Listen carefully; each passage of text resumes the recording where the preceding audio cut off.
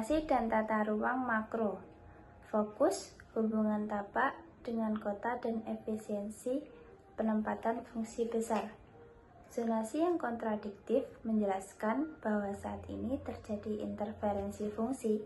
Area high care, perawatan intensif seringkali bertetangga langsung dengan area high traffic atau publik, yang secara akustik dan psikologis sangat merugikan pasien. Analisis aksesibilitas dan arus darurat tidak hanya soal ambulans macet, tapi tidak adanya jalur blue code yang steril. Ia akan menjelaskan bahwa akses gawat darurat seharusnya memiliki radius putar dan buffer yang bebas dari parkir liar maupun aktivitas logistik. Selanjutnya, sirkulasi dan keselamatan medis. Fokusnya standar sterilitas, alur kerja tenaga medis, dan mitigasi resiko infeksi. Krisis infeksi nosokomial menekankan bahwa bercampurnya sirkulasi bukan sekedar masalah macet, tapi resiko kontaminasi silang.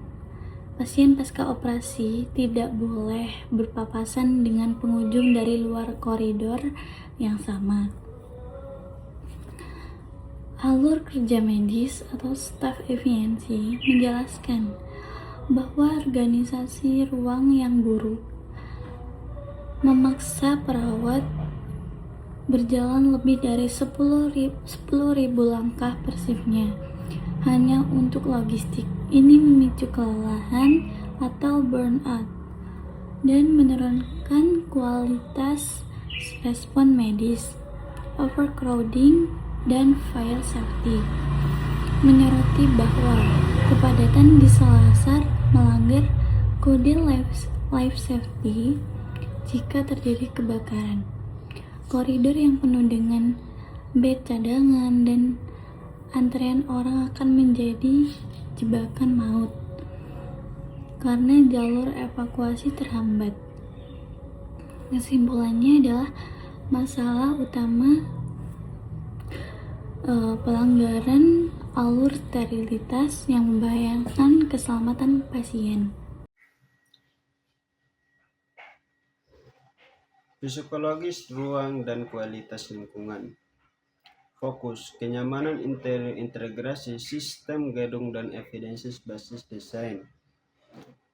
Kegagalan healing environment menjelaskan bahwa rumah sakit ini terasa menekan secara psikologis, kurangnya pencahayaannya alami, daylightingnya dan pandangan ke arah alam natural. Terbukti secara medis memperlambat waktu pemulihan pasien. Disorientasi feeding dan menganalisis bahwa layout yang labirin meningkatkan tingkat stres kortisol pada pasien dan keluarga, maka ia akan memunculkan sistem latmat arsitektural untuk navigasi yang lebih manusiawi.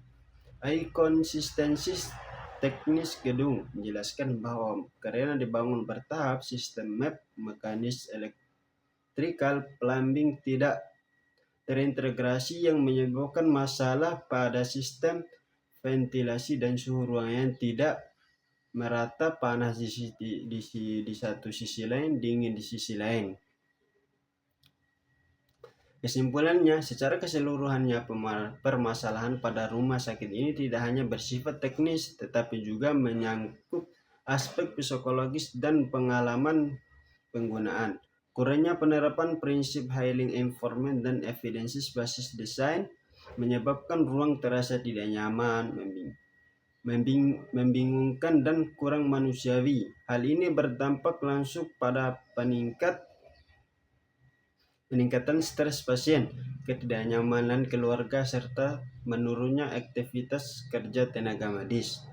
Dengan demikian, dampak disimpulkan bahwa rumah sakit seharusnya tidak hanya berfungsi sebagai tempat pengobatan, tetapi ia juga ruang penyembuhan yang mendukung proses pemulihan secara holistik, baik fisik maupun mental. Oleh karena itu, diperlukan pendekatan desain yang lebih integrasi, yang berorientasi pada manusia serta mempertimbangkan aspek psikologis lingkungan agar kualitas pelayanan kesehatan dapat meningkatkan secara optimal.